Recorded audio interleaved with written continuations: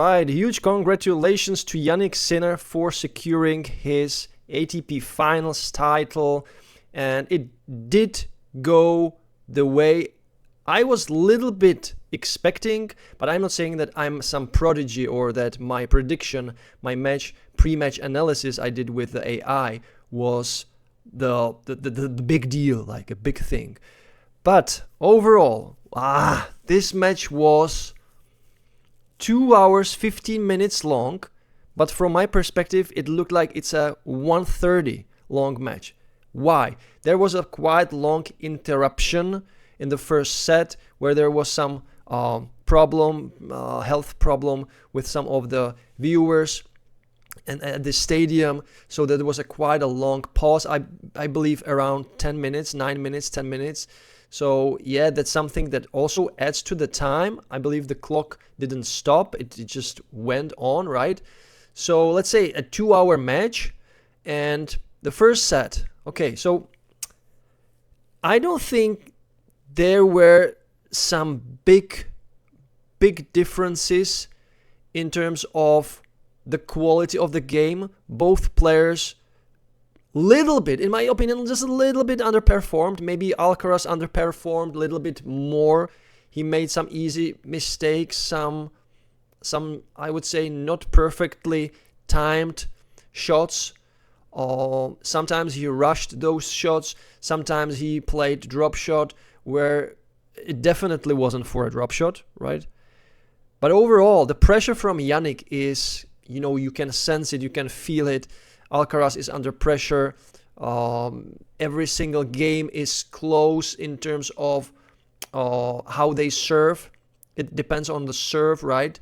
But the first set was 7-6, 7-4 for Jannik. And I thought, okay, now Alcaraz will come at Jannik in a big way, because now he knows, once again, he has, figured out what is going on the court. And he started super well. There was an immediate break in the second set. 1-love for Alcaraz, and I believe he was then 2-love, 2-1, 3-1, and I believe it was 3-1. And then it's changed. Because he didn't really finish some points that, in my opinion, he made bad decisions in the crucial moments. And Jannik was able to punish him for that. He is a great punisher, Jannik. If you don't go for it when it matters, you give Jannik chance, it's game over. And he proved that. And he proved that big way. I would also say that in the second set, Carlitos was more nervous maybe than Jannik in the second half of the second set.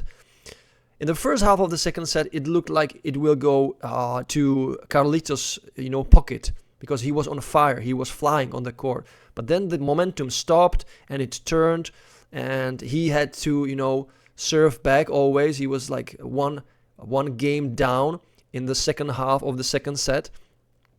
And it shifted, the momentum shifted, the crowd came in really big, and Carlos got nervous. He also showed some negative emotions to his box, talking to his box, because he made some mistake on a high backhand volley, where it was not easy for him to hit that backhand volley, but for a player of his caliber, he must played much better than he did. And this kind of disturbed him, and he started talking, and I was seeing frustration in Carlitos' game a little bit at the end of the second set. So the mental part got him, in my opinion, and Jannik was stellar no matter what. His robot-like nature helps him in these situations. Carlitos tried to come back with positive vibe, with positive mood, so he gave a smile here and there after some shots. He was like assuring himself, like he's always doing, like when he makes a mistake, he's then doing this movement, like I know, swallowing it. Yeah, I know. And then he usually comes back with some better shots, some better tactic, or some better overall performance. But this time, there were mistakes that he doesn't usually make, guys. He was rushing the shots sometimes, not finishing well, not preparing the shots properly. And it suited Jannik. And in some of the stats, actually, Jannik showed that in the longer rallies, Jannik is better than Carlos. How is that? How is that possible? Something is new with Jannik.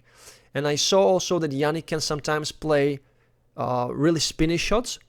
And Alcaraz, instead of, maybe going for those shots more aggressively, he just stays in the same tempo, in the same speed, and it somehow suits Jannik. He can now play any shot, faster, slower, higher above the net. Also, he played some good drop shots, Jannik.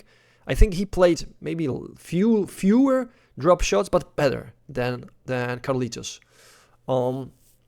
So, interesting match, quite fast-paced overall, how the time went, and the result is, as I was predicting, that it will end into Jannik's favor in two sets. But to be honest, I really thought at the beginning of the second set, when there was this really great momentum and great energy, I was seeing the good old Carlos, brave, flying on the court, hitting really nice 100% shots with lots of pace, nice angles, long shots, everything was there. But then it stopped in the middle of the second set. For some reason, there were like 1-2 games where there were chances for even more breaks for Carlitos. But, Jannik was too good in those moments. He hit some fantastic shots, some awesome back down the line, the backhand returns. Crazy. And in my opinion, it frustrates Alcaraz, because he is not used to these type of shots when he's facing different opponents. So once again, to sum it up, good final, spectacular. No, I've seen better matches during the ATP Finals in Turin with the other players. Felix, Diminor. There were some really high level matches, but this one was a little bit lower than I expected. But when the greatest forces in tennis nowadays, when they kind of collide, it creates like more friction, they are more prone to mistakes they don't usually make. But don't get me wrong, the level is insanely high. Maybe the rallies don't deliver the fun factor as we are used to with other players who play just a little bit slower. So of course there is time for the fun factor more. But in this final there were not that many long rallies. There was one, I believe, a super long rally over 20 balls. And I think Sinner won the rally.